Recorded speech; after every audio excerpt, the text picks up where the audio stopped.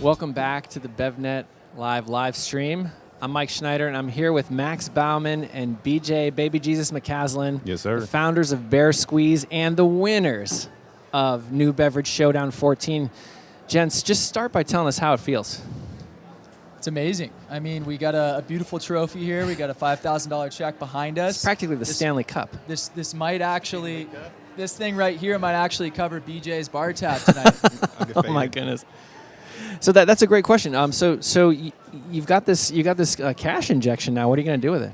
So we have a Kickstarter campaign that we're launching January 9th, and we're going to put all of the BevNet advertising as well as the $5,000 directly into that Kickstarter campaign. We're trying to break some records, so every little dime helps. You guys are BevNet vets, but for tell the folks out in the world what this experience was like, and what advice would you give to somebody who wants to be in the New Beverage Showdown?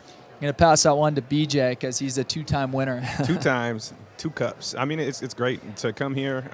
The whole networking experience at BevNet, to me, it's honestly made my career in this beverage industry. This company, BevNet, the Beverage Wizard, BevNet Craven. So you have an opportunity here. I'm not the Beverage Wizard. This guy is the Beverage Wizard. We all got to call him that. He's going to change his Instagram name. It's going full throttle. The network here is super supportive. You see guys that just sold their company to Nestle. You see guys like us that are launching our product next month. It's a total array of reality here, so it's a good flow. What's the best advice you got from the judges during the competition, either the first set of judges or the second set of judges?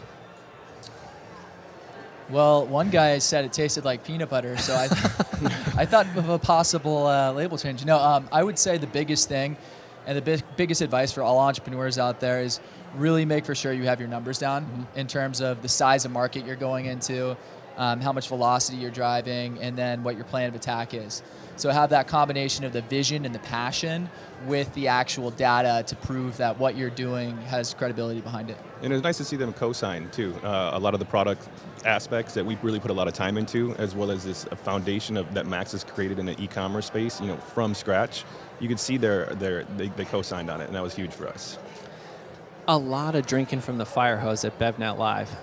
Almost 700 people here this time, biggest one we've had yet. How are you going to synthesize this information? How are you going to tell the good from the bad and stay on brand, stay on mission? Is that the key?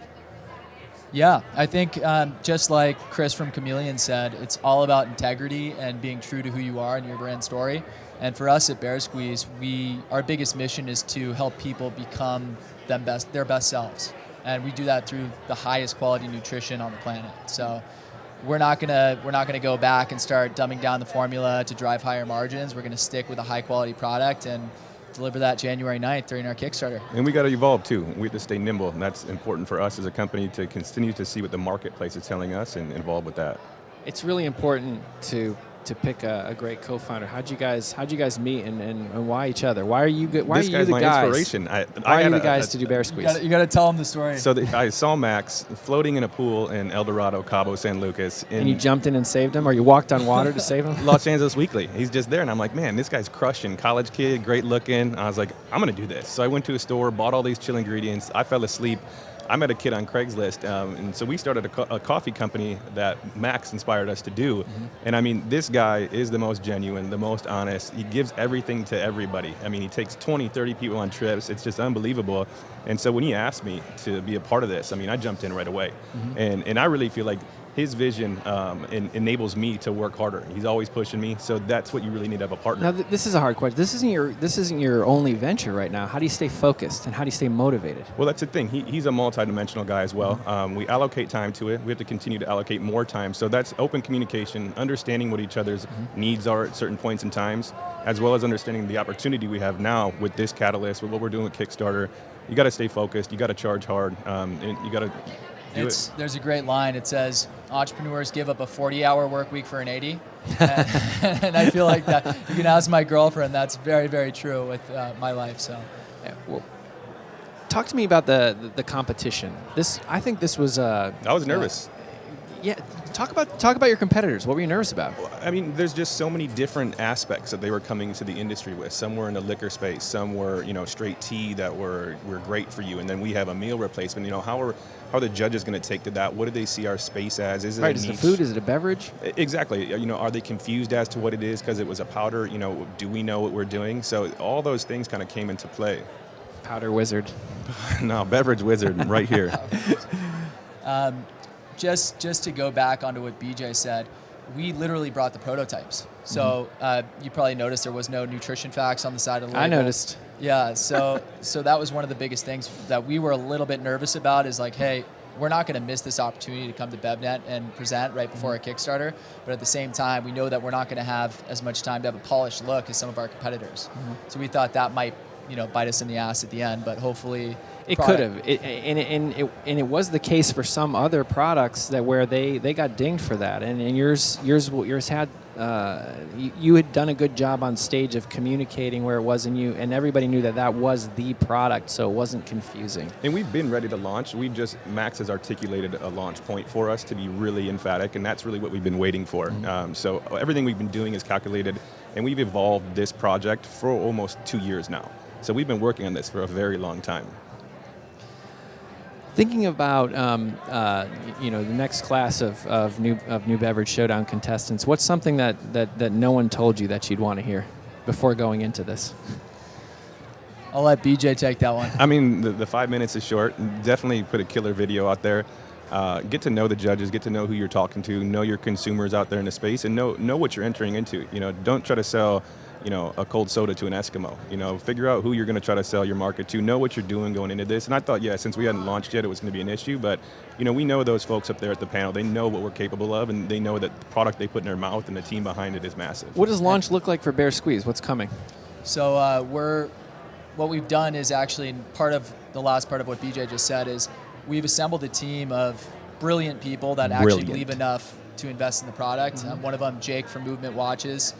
He was able to scale as a 26-year-old a company that's now doing close to 80 million in sales direct to consumer in a watch space that seemed crowded. And getting these type of people involved in your company, they have all the right strategies for Facebook, Instagram to really activate your brand and to make it come to life and to get it in front of the right people at the right time. Well, let's talk about direct to consumer for a minute. It's really exciting, and it's kind of new for food. I come from the tech space, so all those metrics, direct to consumer metrics, are like in my veins, and I love talking about it. What are you guys most excited to learn about your customer base, and what do you expect post launch? What do you expect to happen?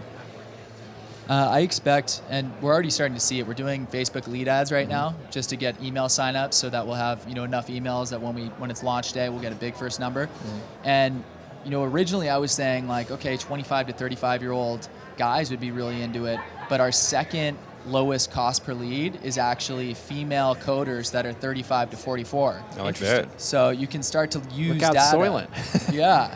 Exactly. So very, very interesting stuff that actually the data will prove. And that's what I love about digital marketing. Yeah, I love that as well. And I love the ability to do behavioral marketing. Are you guys to the point right now where you're looking at your website and looking at that and looking at the funnel and this guy's dialed in on conversion funnels rates yet, or are you just so new at this point? When are you going to start to get into that? So right now we have a game plan where we're going cost per lead first, and we're really dialing in. That's basically our acquisition right now since we're not selling a product. But we'll have our target audience so dialed in by the time we launch January 9th that I think it's going to be pretty surprising on our cost per acquisition and how low we can be able to drive that. Well, in watching what you do, you're in stores all day. You're looking at different products. You're creating your own products. I mean, you're the beverage wizard. And so we know that now we can bring our product to you at any time of the day when you just pick up your phone, turn on your PC. I mean, that's love for us. That's something that we can control, and it's going to be crazy. It makes you a different kind of company because you're a product company, but you also have to have a user experience competency, and you have to start thinking about things in terms of the user experience, and you're going to segment based on demographics, but you're also going to segment based on how people behave on your website. Have you thought about that content that's going to keep people on the website or that's going to get them to convert? Yeah, and that's part of our influencer strategy, right? And I think ultimately when we have a long enough time so that we have data that actually is significant enough, then we'll be able to go to the right influencers to create that content for the demographic where we're getting the best numbers. And that's what's going to pull. The influencer marketing, the Facebook strategy, it sounds like you guys have a pretty comprehensive marketing strategy. The brand's going to continue to evolve. Talk to me about the brand for just a minute here. Why Bear Squeeze?